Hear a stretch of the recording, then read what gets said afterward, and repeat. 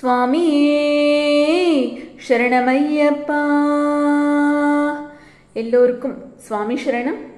சபரிமலை ஐயப்பனை காண விரதமிருக்கும் அனைத்து ஐயப்பமார்களும் விரத காலங்களில் உணவு கட்டுப்பாட்டை கடைபிடிப்பது மிகவும் அவசியமானதாக கருதப்படுகிறது.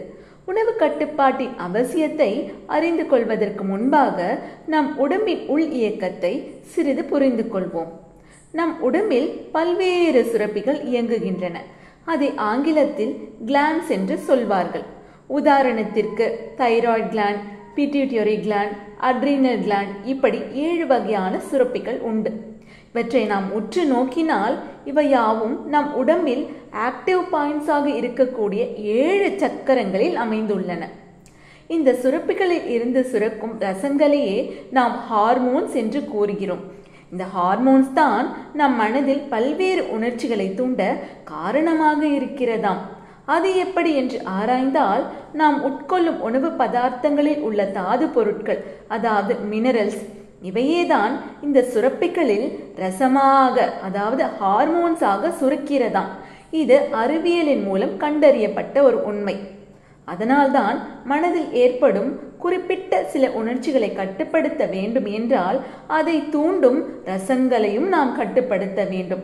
அதாவது ஹார்மோன் செக்ரீஷன்ஸை கண்ட்ரோல் பண்ண வேண்டும். இந்த ரசத்தை சுரக்கும் சுரப்பிகளையும் நாம் கட்டுப்படுத்த வேண்டும்.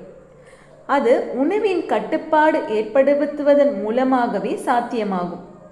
ஏனென்றால் நாம் சாப்பிடும் உணவிற்கும் நம் மனதில் உண்டாகும் உணர்ச்சிகளுக்கும் தொடர்பு உண்டு என்பதை அறிந்து கொண்டோம் அல்லவா?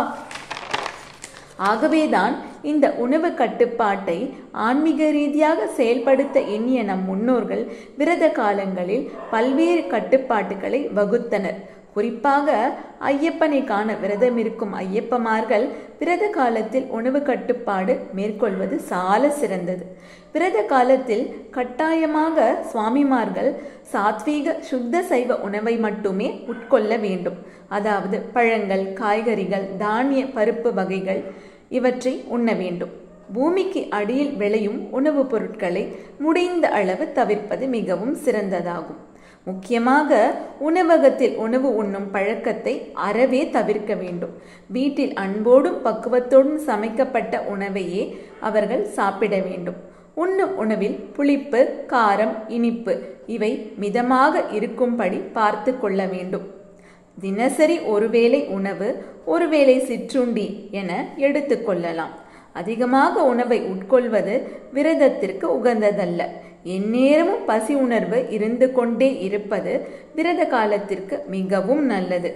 இதையேதான் வள்ளலார் பசித்திரு, விழித்திரு, தனித்திரு என்று வலியுறுத்தினார். அது மட்டுமில்லாமல் அந்த மகான் ஜீவகாருண்ய ஒழுக்கத்தை மக்களிடையே பரப்பினார்.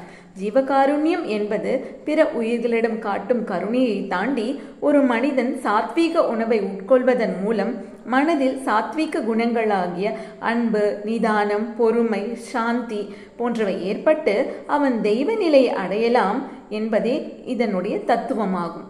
இப்படி மன தூய்மை அடைந்து இறை சிந்தனையில் லயிக்க உணவு கட்டுப்பாடு மிகப்பெரிய காரணமாக அமைகிறது. ஆதலால் ஐயப்பமார்களே உணவு கட்டுப்பாட்டை நிச்சயமாக கை கொள்ளுங்கள்.